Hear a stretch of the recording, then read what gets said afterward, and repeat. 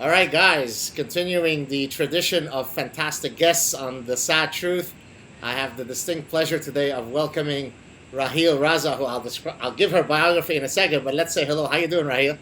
I'm good, thank you. Great to see you. It is great to be here, and it's great to be inside on this cold, freezing day outside. Well, I will be leaving to Southern California in 2 weeks, and so hopefully, if I could tough it out for another few weeks, there'll be some respite. Lucky you, yes. So let's for those of you who may for our viewers who may not know you, I'd like to give a bit of a background, and then you could fill in the Sure. rest. So some of your books include, I love some of these titles. Here we go. Uh, Their jihad, not my jihad! Exclamation point! A Muslim Canadian woman speaks out, and then there's a "How can you possibly be" series where you have "How can you possibly be an anti-terrorist Muslim?" question mark. How can you possibly be a Muslim feminist? You were one of the folks who led the movement for mixed gender praying at mosques, not unlike, I'm guessing, and maybe you'll talk about this after, what Asra Nomani has done in the United States, and I had her on the show as a guest. You're a board member of the Muslim Canadian Congress, and you were a participant and the narrator of a fantastic documentary, which I've seen, 2013 documentary, Honor Diaries. So you've been busy. Yes, I've been very Pleasure, busy. pleasure And, having you. and today I have my own organization. It's called the Council for Muslims Facing Tomorrow. Right. I am president. We formed this about 4 years ago. So that's our claim to fame as Now, well. is this restricted? I mean, the sphere of influence to Canadian Muslims, or it's a international organization? Oh, it's an international Gotcha. organization. It's So global, it's open to everyone. now, so you started. I mean, you're born in Pakistan. You came here Yes, in the late '80s. yes, You're of Muslim background. You're a practicing Muslim till today, right? You don't consider yourself an ex-Muslim by any no, stretch. Right, okay. So we'll talk very about much, that. very much a present Muslim. Present Muslim, not an ex, because I've had some ex-Muslims on, Sarah Haider, who you may know, Yes, Ali Rizvi, and so of I've course. yeah, so I've had a whole bunch of very very Hmm. interesting Muslim reformers, some ex-Muslims, some practicing. I had Salim Mansour on recently. I'm hoping Yes. to also have Tariq Fatah. So these are some of the secular liberal Muslims that certainly enrich the Well, Canadian. Salim Mansour is on our board of directors for Muslim Oh, Facing Tomorrow, and somebody that we really respect and admire, such a wonderful historian. he's fantastic. He's Yes. lovely. So how did you, I mean, was there a particular catalyst in your own journey that made you decide, hey, I need to lend my voice to this grand discourse? And if so, what was it? Well, Dad, I've been an activist, I think, my entire adult life. This is something which comes when you question the status quo.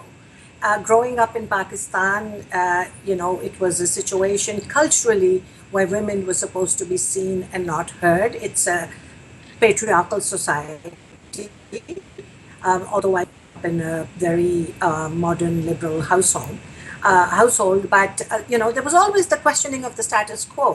Why is it that things are different for boys and for girls? And I was always in trouble, of course. But essentially, when we came to Canada, which is approximately about 28 years ago, this was my first experience with individual freedom. I mean, we came to Canada to embrace a liberal democracy, gender equality, freedom of voice, freedom of choice, and it sort of hits you like a lash in the face because you're not used to it. You come from an oppressive society into a place where there is so much freedom, and it took me a while to realize that I can write whatever I want, I can say whatever I want. And that was a time when Islam and Muslims was something that was out there. Right.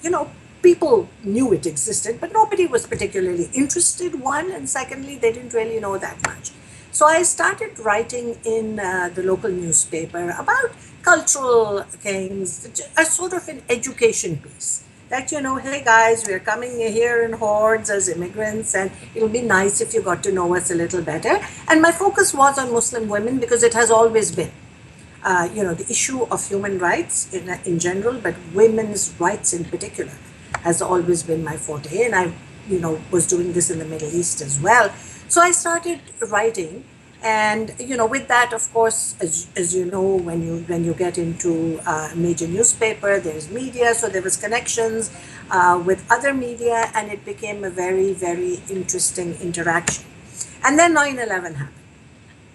Now, I would go back again and say that before 9/11, when I say we, my husband and I, and the people that we work with, were already beginning to see signs of radicalization in our home country, Pakistan, because on the backs of petrodollars from Saudi Arabia, there was a whole different ideology being imported into the country. And the Pakistan that I grew up in, which was pluralistic, which was gender friendly, I went to a convent college, women were pretty independent, was suddenly changing into this whole Arab ideology. And we had, I mentioning that in my articles and my talks, and we were looking at the communities that were here, and we were beginning to get concerned by some of the initial signs of something that was not quite right. So when 9/11 happened, it was obviously, it was shocking, but not entirely surprising. And, the first weekend after 9/11, a friend of mine who was a minister at the United Church here in Canada said to me, I need a Muslim to come and speak to my congregation, and I would prefer if it was a woman. Raheel, come and say something. And, I was just as shattered as everyone else, but I went. And, it seemed that after that, I was standing in a church pulpit almost every Sunday trying to make some sense out of the confusion that was all around. And it just seemed that, it was now necessary to speak out loud and clear to both the Muslim communities as well as the not Muslim communities, because it was important to put this whole conversation in a balance. People were scared, they were angry, they were afraid, and everybody had a right to be that way. So what I see was lacking here in Canada because of political correctness was dialogue. Right. It just, the conversation was not happening, as it's not happening even now. It's Right. not something that has drastically changed. But I felt that it was important for me to put my hand out first and say, hey, we have to talk. And it doesn't matter, good, bad, or ugly, whatever your fears, whatever your concerns, whatever your criticism, let's talk about it, because it has to come from within the faith. And since then it's like I've been on a roller coaster and I can't get off. Now, do you feel? Sorry to interject. Do you feel that?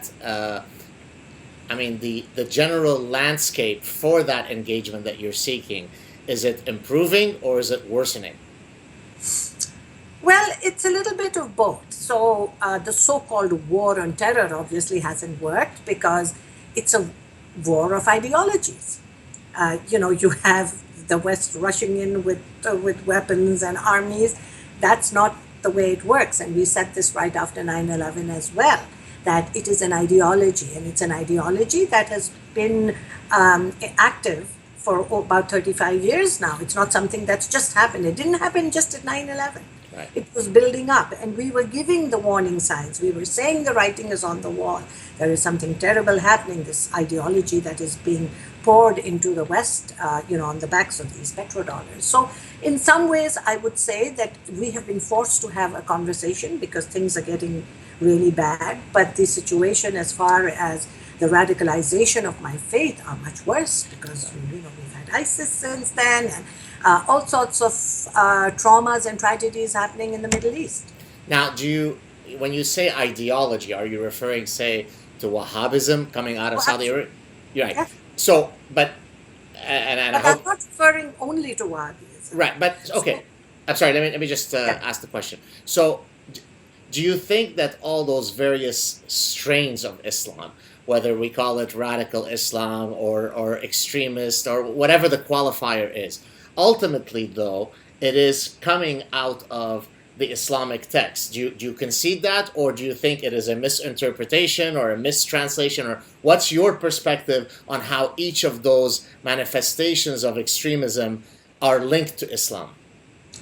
they are linked to Islam. They are coming from the house of Islam. To some extent, there are misinterpretations because if you take a text out of historical context, and if you take, a text just at random, it can mean something entirely different. But obviously, it is there, and therefore it is being misquoted. But there is a lot of support for these actions from Sharia, Right. which is Islamic law, but which was, put into place 100 or so years after the death of the Prophet. So it's man-made law, but it's being passed off as divine law. So even within the text from which the justifications of this violence are being taken is very confusing for people because it's not as though it's only being taken from one text. Right. It's being taken from Hadith, it's being taken from Sharia, and it has been manipulated for the use of the people who want to use it for nefarious purposes. As in political Islam, you mean, right? So As in political Islam. I mean, what I like to do to help many of the viewers who may not have our respective backgrounds and perhaps knowledge in this particular field, Islam incorporates both a spiritual element and a political element. And the spiritual element is the one that, of course, we'd like to see most Muslims practicing seriously because that's one that even atheists can get behind. There's a spiritual, beautiful element, monotheistic, that we can all support, even if we're non-believers. But of course, we can't deny the fact that the political Islam is itself an inextricable part of Islam. So then the question becomes, if you don't mind me asking you a personal question, is then how do you take the collectivity of text, whether it be the Hadith, the Quran, the Sirah, Sharia, and then reconcile that with the way in which you practice your faith? Is it that you engage very much like other people do in singular cherry picking, where here are the 5 parts that I like, and so I will get behind those. Here are the 5 parts that I don't like. I choose to ignore them. What's the mechanism by which you navigate through this issue?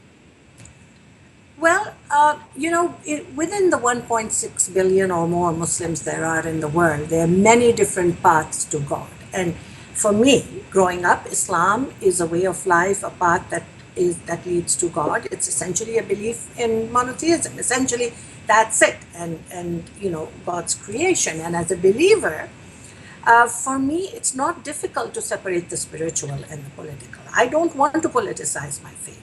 For me, the spiritual aspect is enough. And I think people have the individual choice to decide whether they're going to politicize the faith or whether they're going to follow the spiritual path. Now, you look at the Sufis, for example, who are the mystics in Islam, who are peace-loving, who are wonderful people, who are not at all politicized. They don't even bring in the politics. And so they have chosen to follow the spiritual path.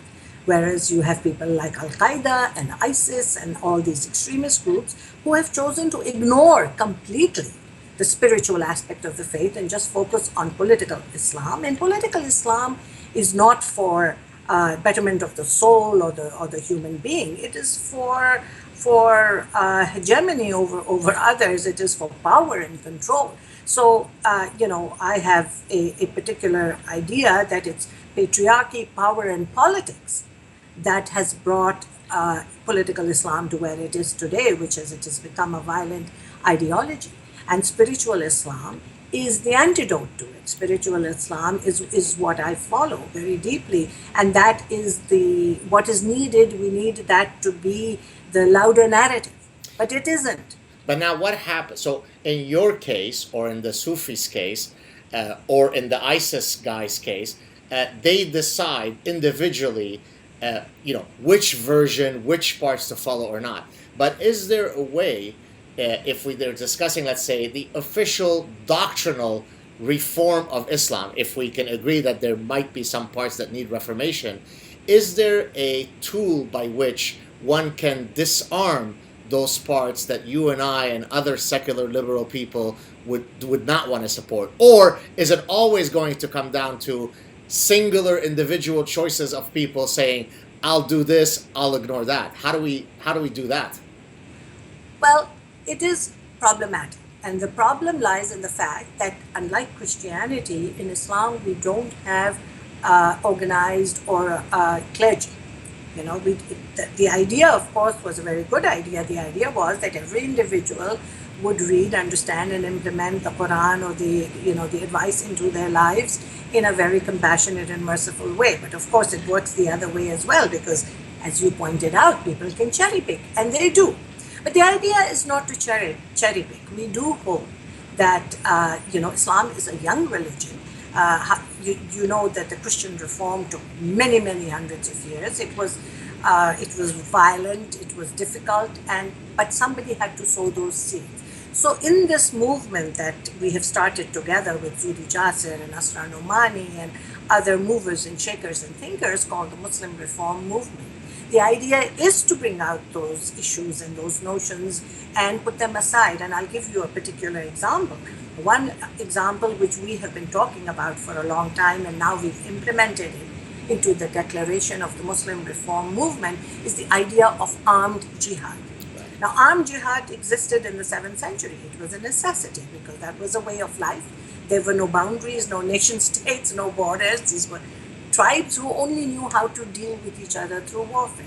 So armed jihad may have been valid then, but it's no longer valid now because we are living in nation states, in countries with boundaries, the UN, and so on. So what we are trying to ask our religious leadership is to denounce the notion of armed jihad and say, let's bring Islam and Muslims into the 21st century. That is no longer valid. Hold on, stop there. So we can denounce it all we want, yes, but is the mechanism to denounce it one that is rooted in the language of the religion, or is it just a bunch of folks in a very earthly manner saying, I'm just going to denounce that part of the religion without using doctrinal tools? That's what we're... Okay, yes, go ahead. And you're absolutely right. We need to do it using doctrinal tools, which is why it is not up to me to do it because I'm not an Islamic scholar. This has to be done through the Islamic scholars and through the religious leadership.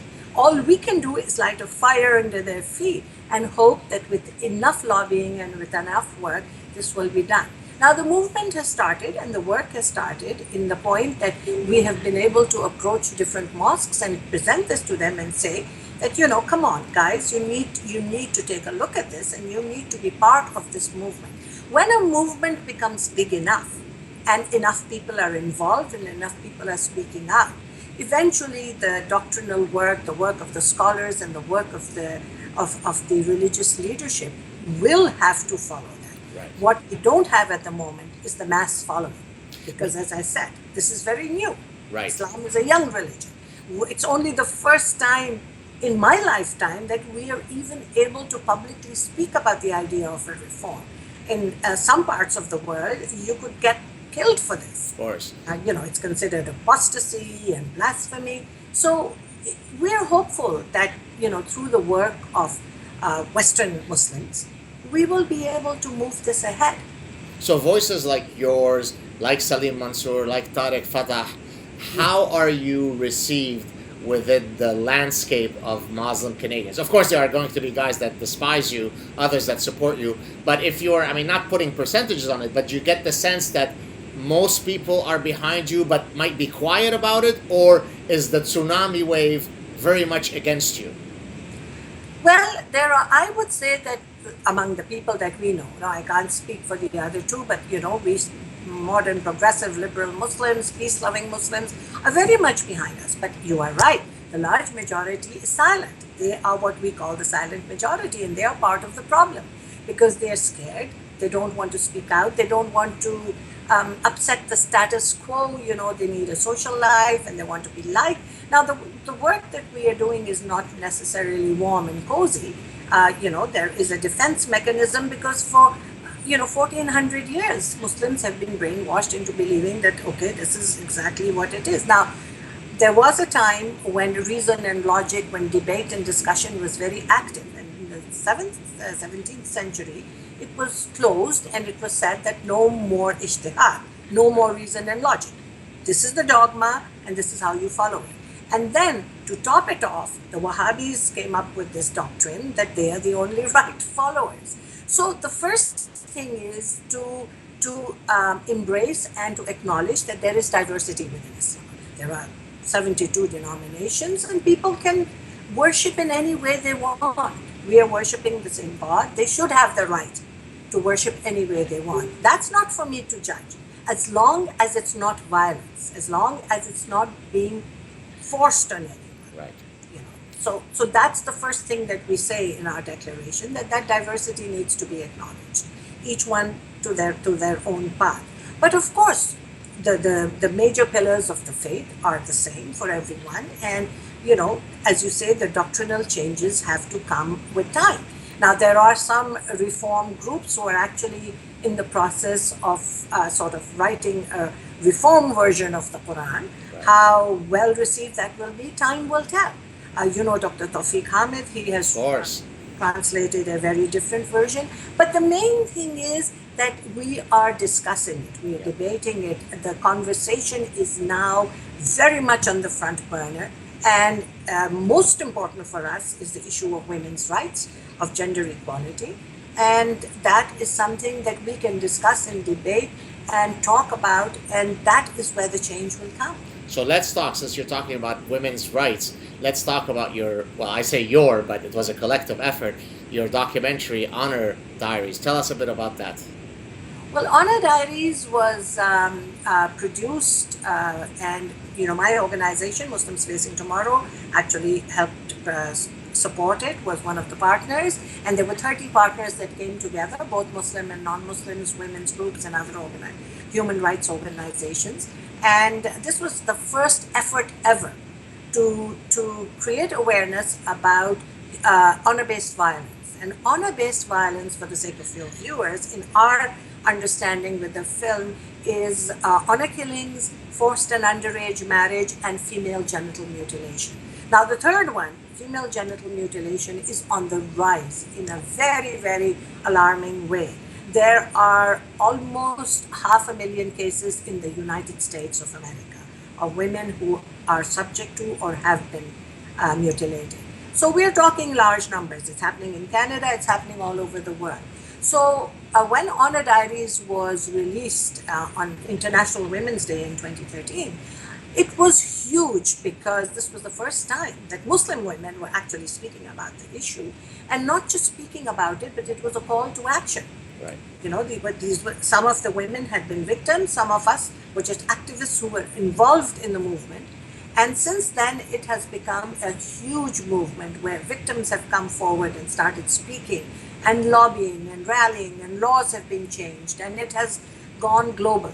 So it just tells you that when you start a movement, there is a lot of pushback, and there was. Right. There was hostility, there was pushback. People wanted to shut up screenings. But at my university, right? You told me offline, maybe you could talk about that. But at Concordia University, what happened there? Tell us about that. Well, that's a whole long story. Okay. We'll discuss it at some other time. Okay. But a lot of academic institutions were very hesitant because they don't want to, again, this is political correctness gone bad. I mean, here is a documentary that shows eloquent, educated, brilliant Muslim women speaking about an issue which I think is such a positive outlook, because it's not that you are seeing oppressed women. These are really powerful women. But for some reason, because we talked about the fact that this is predominant in Muslim majority societies, which is a fact that you can't deny. So you mean, hold on, so you mean Reza Aslan is wrong? I'm being he could be wrong? Of course he could be wrong. Absolutely. Yes, I'm being facetious. Yes, I think almost everything that he's ever said is wrong, but go ahead. Well, there are apologists, and there are apologists, and there are those who think that they have to defend the faith. Right. So one thing I've said absolutely clearly is, I don't need to defend my faith. Right. This is not about defending the faith or being an apologist. We need to speak the truth. We need to talk about the facts on the ground, because otherwise nothing will ever change. So the situation of women's rights is just as touchy-feely as the situation of radical Islam, which, none of the world leaders can articulate in one sentence, because they're so afraid that they're going to offend someone. I think the time has come that we need to offend a few people.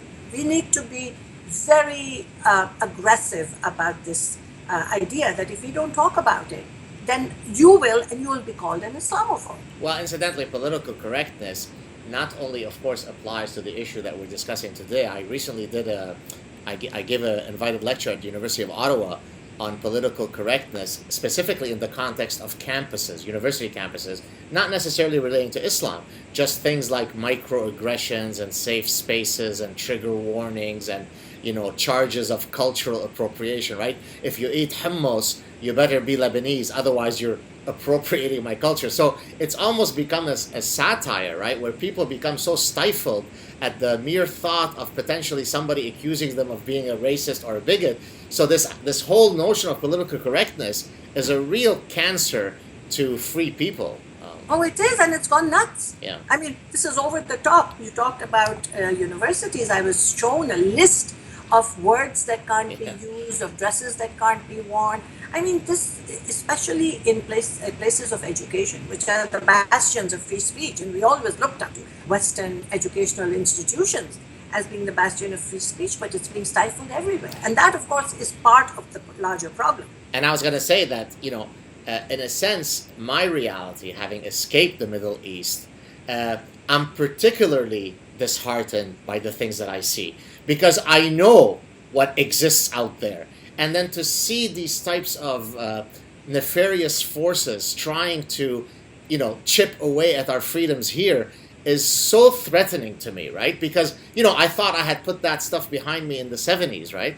And yet here it is. It's slowly following you and I. We thought we had escaped all that. I mean, I was going to say, I can ditto exactly what you're saying. You know, I mean, I think I've said this story before publicly, but it's worth repeating.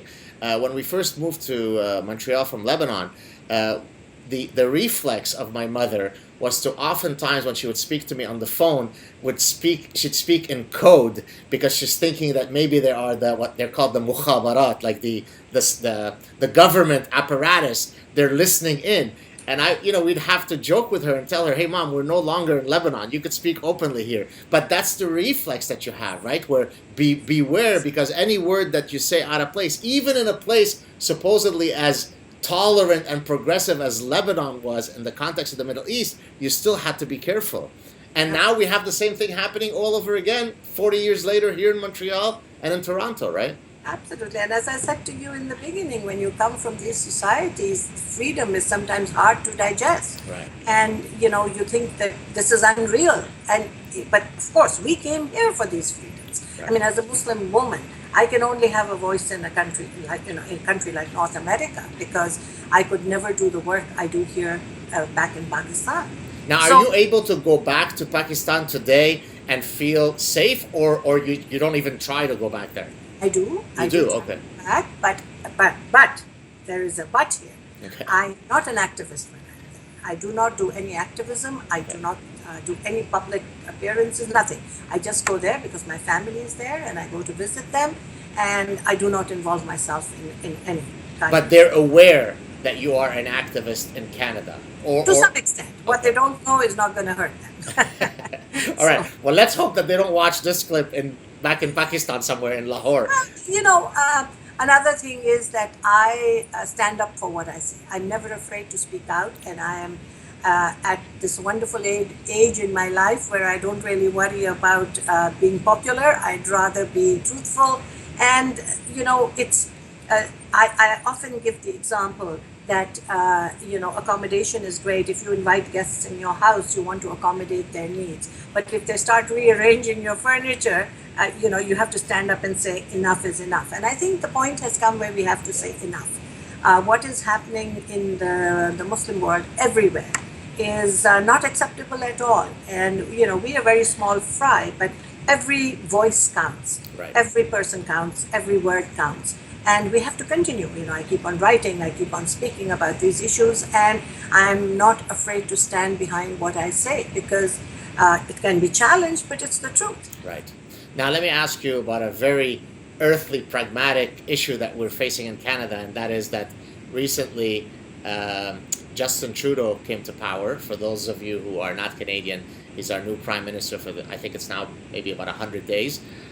He has certain political beliefs that he holds on to, very cherished beliefs. one of which is this sort of idea of multiculturalism, which Salim and I got into quite heavily because, of course, he's written about this professionally. So one of the issues, of course, as you know, but some of our viewers may not know, is that we've got this huge influx. I mean, nothing as big as what's happening in Europe, but by our standards, up to 25,000 Syrians, possibly more, coming in. Now, of course, some people will argue wrongly, no, shut the door down to everybody. But in equal measure, others will argue if you raise any concern that this is a potential problem, then you're a racist and an Islamophobe and a bigot. How do we navigate through this very delicate situation, according to you? Well, this is the whole thing again. We shouldn't look upon it as a very delicate situation. What it is this humanitarian crisis, and we should never put aside our humanity and our humanitarian cause. It's important to help people, but there is a way of going about it. It is the process which should be discussed. It's not the lives of the people which are at stake. So, again, we have to look at the security of the country. We have to see, is it too fast, too soon? Why there was no need to rush into it, because while these people were in refugee camps, their lives were not in danger overnight. Whereas if you look at the Yazidis, for example, their lives are in danger overnight. They have no place to go. They're being killed. They're being raped. I would like to have seen the same kind of importance being given to the Yazidis, to the persecuted Christian community of the Middle East, to other persecuted communities as well. And more importantly for me as a Muslim, is the question is that why did we not ask the Muslim countries like Saudi Arabia and Qatar and Kuwait, if they would like to take some Muslim refugees? They've taken in zero right now, correct? They've taken in zero. And since we know that money is their God and that's all important to them, there could have been a way of offering them technical help, of offering them finances, of encouraging them. But that conversation never took place. Because look at it from the point of view of the refugees as well. Being largely Muslim, the assimilation and integration and settlement would have been much easier in countries that were similar to which background that they came from. I mean, I came to Canada as an immigrant with my family. And trust me, I had traveled to Canada. I knew about the West, but still, it was hard for the first year to settle. And that's what happened. So these are the issues that should have been discussed. There should have been some large roundtables, groups, discussions where we should have been part of the dialogue and discussion. And why the rush? They could have taken women and children first, right. The ones who are the most vulnerable. Then we could have taken families. Then, the single men is something that should have been considered last. So as I said, there is a process to everything, and that process should have been discussed in detail. Using this as an election prop was right. Perhaps not the most sensible thing to do. And, you look at Europe. Sweden, which has taken the largest amount of asylum seekers, is now wanting to deport 80,000 of them. Right. I was in Sweden 2 weeks ago, and the situation there is terrible. Yes. There are areas of Sweden where people who are not Muslim don't even want to go. Do we want this happening in Canada? Right. No. This is my country. I love it. The safety and security of this land is my priority, our priority. Well, and I think an important distinction to make, which oftentimes people avoid, is people think that when you're talking, say, about the 25,000 Syrians that are coming here, that our concern is only to look for ISIS members, whereas in reality the danger is much greater, in that you have a clash of values. Never mind whether the source is cultural or religious. Of course, it's a combination of both. But the bottom line is our society is built on certain fundamental, non-negotiable, secular, liberal values. Now, when you're beginning 25,000 people, I can't know what percentage of those harbor profoundly anti-Semitic views. Now, I can predict what they are. I come from that region. It's not going to be a pretty number. I can predict what the numbers will be on homophobic tendencies. I can predict what the tendencies will be regarding the rights of women when it compares to men. And so when you're letting in 25,000 people, it's not solely about stopping the really nasty ISIS guy. It's about whether such values can coexist or can be assimilated into, as you said, our beautiful country. If yes, welcome in, my brother. If no, you're not welcome, my brother, right? So that's Yes, absolutely. Somebody asked me yesterday, so you were an immigrant and how do you feel? And I said, yes, but we came here to embrace the values of this country. And I say that very proudly, and we have. Our faith is not compromised. And the important thing to remember also is that it's not somebody that we are importing from outside. The radical Islamists are right here in North America. There are three strains that affect most people's thinking. And those three strains are, the Muslim Brotherhood ideology, the Wahhabi ideology, and Khomeiniism, which is... So between these three, there are people who are completely affected by this. And these groups, these organizations, and some of these mosques are waiting to embrace the people who are going to come in so that they can then turn them towards their own way of thinking and their ideology. And you're right. We have to look at how people are going to embrace the values that Canada stands for. Right. And it's important that we always talk about that because, these are the values that we came here for. Now, what's your, going back to Mr. Trudeau, I mean, I know you can't read what's in his heart or his mind, but we all can analyze patterns. What's your sense of this guy? I mean, he seems to be so profoundly bent on exhibiting cues of Islamophilia, right? I mean, there isn't a radical mosque that he hasn't rushed to be seen in a photo op, right? I mean, there's a classic one. You may or may not know this. There was a ranking at some point that came out. I don't remember the exact details, but of the 8 most radical mosques in the world, and one of them was in Montreal, and he was there, right? So how do you explain this? I mean, clearly he must have advisors that could advise him properly. So how do you explain the fact that he seems so hell bent on consistently making the wrong choices? Well, advisors are extremely important. And I think that that's something that we must take into consideration. And you have to remember that I'm a mother and a grandmother. I like to give benefit of the doubt. And we would like to give time to see how things pan out. I mean, this is a reality. It is what it is. Canada is a democracy and they voted him in. And we have to give him a chance to see how this will go. Spoken like a real diplomat. Well, I don't think we really have a choice. What are we going to do? We have to wait and see. I hope he hears the voices from all sides. I, would like to think that he is a good person. I'd like to give him the benefit of the doubt. And he may be naive, but, one learns. Right. Standing on your feet, you learn. Right. All of us have. This is a journey. Right. It's not a journey that I necessarily wanted to be on. I would much rather have been the author of a romantic best-selling novel, but I find myself on this path of, activism, and there's no choice because I could not sleep at night if I thought that I wasn't doing my little bit.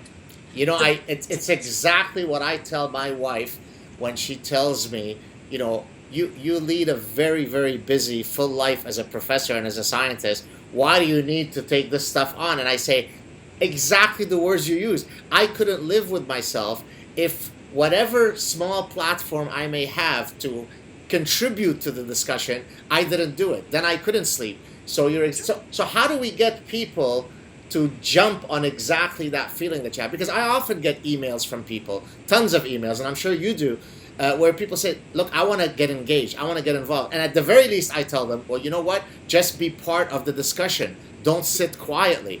Is there anything else that you could recommend for people to feel empowered to contribute to the discussion? Absolutely. Not everyone can be an activist because it comes with its own set of risks. Right. And it comes with a lot of issues. So that's fine. I respect that. But you're right. I expect people to speak out when they see injustice, not to be politically correct, not to be afraid to ask the right questions, and actually always ask questions. Now, we are a voting community. You need to choose leaders who, are going to do what is right for the country, what is better for the people in the long run. And one thing that I sometimes feel that we lack as Canadians is a long-term vision. We are living from month to month or week to week. We're worried about our finances and our mortgages, and that's also understandable. Everybody has to do that. But let's look 10 years ahead and see where will we be 10 years from now. And let's always keep Europe as an example in front of us. And I can tell you, we never want to become what Europe has become. And right now, I believe we have a chance. We've got a window of opportunity. Canada is a country that the whole world is looking at. For example, and they're looking to see what we're going to do. So we have this window of opportunity. We can bring about change. We have the freedom, the liberty to speak out, and also to critique human rights abuses when we see them happening, even if it's our own people doing it, without fear of being slammed. So you're generally speaking, you're optimistic about the trajectory that certainly Canada is taking, but more generally the West is facing. Well, if I wasn't optimistic, I wouldn't be able to do the work that I do. So it's a default. Right. I am optimistic because I'm an eternal optimist, and I do this work because I have hope. And I think that every faith community has been through its trials and tribulations, and they have been able to come out of it. So I think in that sense, a dialogue and a conversation with Christians and Jews and people of the Abrahamic faith is so important. Right. We need to talk more. We need to meet more. There's too much division and ghettoization about, this battle about my God is better than your God. Right. For God's sake, it's one God. If you believe in God. If you don't believe in God, you believe in humanity. It doesn't matter. The goal is the same. Right. We want to live in a peaceful world. We want to leave a peaceful world for our future generations. And the future generation is where the main concern is. Our youth are being radicalized at a rate that is frightening. When you have West youth from America and Canada going to join ISIS, including women, every parent in this world should be waking up in the morning and saying, how did this happen? Right. Yeah, absolutely. But we are not having those conversations. They're few and far between. Yeah. Well, hopefully we're contributing to that conversation. I certainly hope so. Tell me, before we end it, this has been fantastic, are there any projects that people might not yet be aware of that you're working on that you'd like to take this opportunity to promote? Well, I'd like to invite them to our website, which is the Muslims Facing Tomorrow, which is my organization. And there they're going to find a slew of very enlightening articles by Salim Mansour, by me, by other authors. They'll see our mission and vision. They can email us, join the Muslim Reform Movement, because that invites non-Muslims, Muslims, everybody, believers, non-believers, to support it as a movement. And that has been fantastic. It's on Facebook and it has a website of its own. And we are now writing letters to mosques and Islamic institutions, offering them this declaration and saying, are you with us? So, the work has started, the movement has started. And all this together, there is the video called By the Numbers, which I don't know if you've seen, which I've seen parts of it, yes. A breakdown of statistics of how people think, and that's an important wake-up call. So, just see what's around us, and then, make sure that we have a respectful conversation. That is important, because, hate and bigotry exists, and people have a right, but it doesn't solve the problem. Right. Right? When we talk about the problems, we have to offer solutions. Otherwise, there's no point. It's a waste of your time and my time if we are not offering solutions. So we have to look at solutions. We have to see what is the next step. And the next step is to continue the dialogue and conversation and to bring other people into it as much as we can. On that note, I'd like to personally thank you for your courage, your heroism, your activism. A true delight to speak to you. I'm sure we'll speak again. Stay on the line. I'm going to stop the taping. Thank you so much, Raheel. It was a real pleasure chatting with you. Talk to you soon. Thank you for having me. My pleasure.